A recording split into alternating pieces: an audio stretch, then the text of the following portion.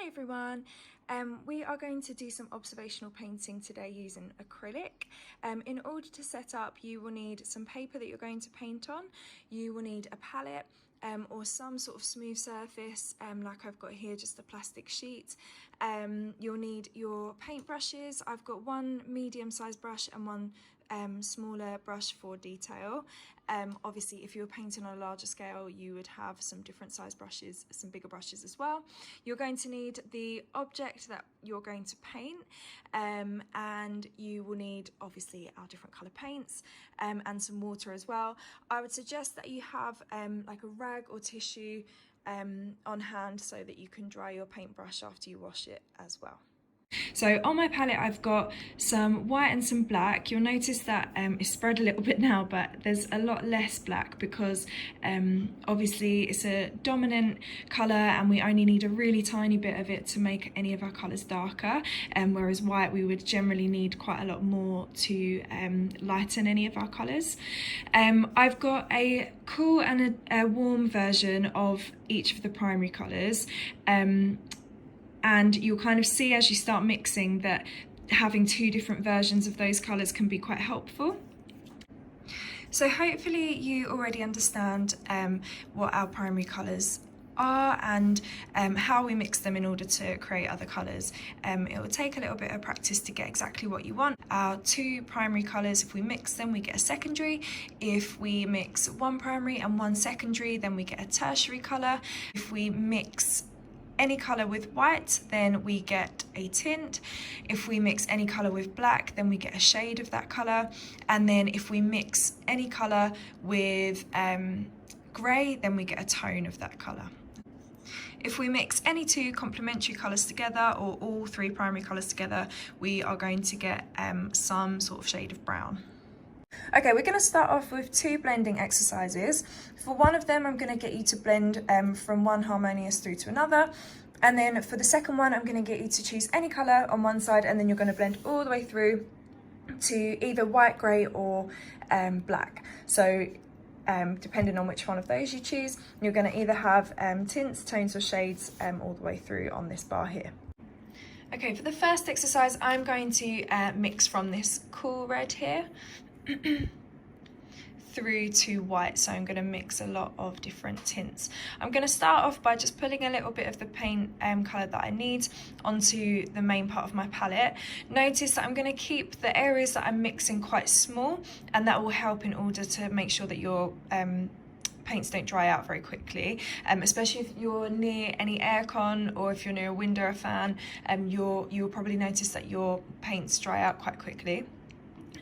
So this is the colour that I want to start with, and then I would like to blend all the way through to white, so I'm going to have that on the other side. Okay, and I'm going to mix a range of different tints in between here, and I will just do that quickly now.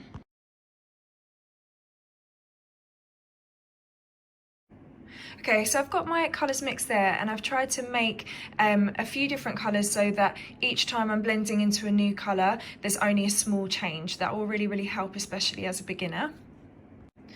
Ideally, you're going to start with your lightest colour, okay? So obviously in this case, that's white. So I'll need to rinse my brush first. Dry it. Ooh. And then I'm going to start applying my paint. You see, if I've got like lots and lots of paint on the end of my brush, it's going to be really difficult to control. So a way that I'd suggest that it might be helpful to control this is just to roll the excess off the brush. Oh, no. And then you're going to just dip the very end of the brush into the paint.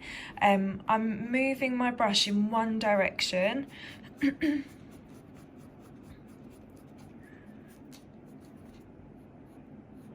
And if you notice, I'm holding it down at the end of the brush near the bristles. You're going to need to work quite quickly. So I've covered, it's quite difficult to see on this one, but as I'll go through the colours, you'll be able to see a little bit more. I've covered like the top area of the box there, and then in order to blend those colours, I'm just without washing my brush, I'm going to take a little bit of the next colour and I'm going to overlap where I would like the two colours to blend.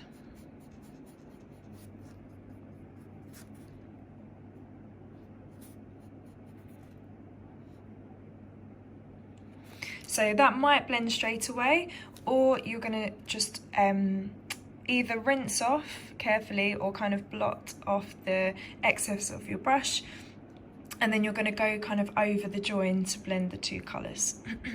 It might be a good idea to take a little bit of the lighter colour to blend the two.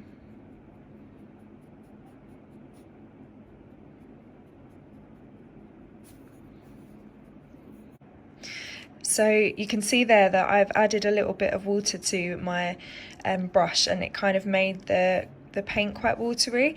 If possible, it's best to avoid that, so I'd suggest mixing up a fair amount of paint on your palette instead of allowing it to go watery. Once it goes watery, unless you obviously want it to be of that consistency, the colour won't be very bold, it will start to go a bit transparent. So we want to try and keep it at a thicker consistency,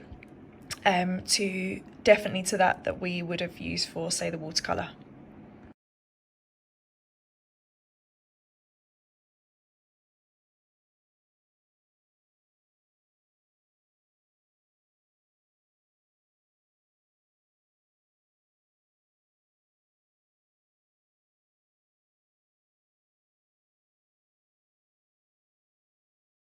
Okay, so that's the first one done. I don't know if you noticed during that, but I was struggling a little bit to reach the corners.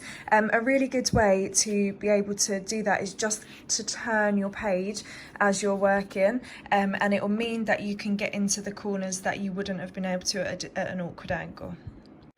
So for the second exercise, I would like you to mix between the kind of range of colours between two primary colours. So for example, all of the colours in the colour wheel from say yellow to red, or from red to blue, or from blue to yellow.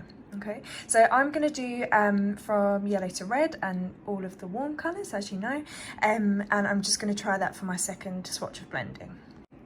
I'm going to do the same as I did last time and mix up a series of kind of 3 or 4 different in-between shades to paint with, to make my blending a little bit easier when I get onto the page. I've just changed my water because it was starting to go a little bit pink, and I didn't want the pink colours to kind of come out on the yellow, especially as it's light.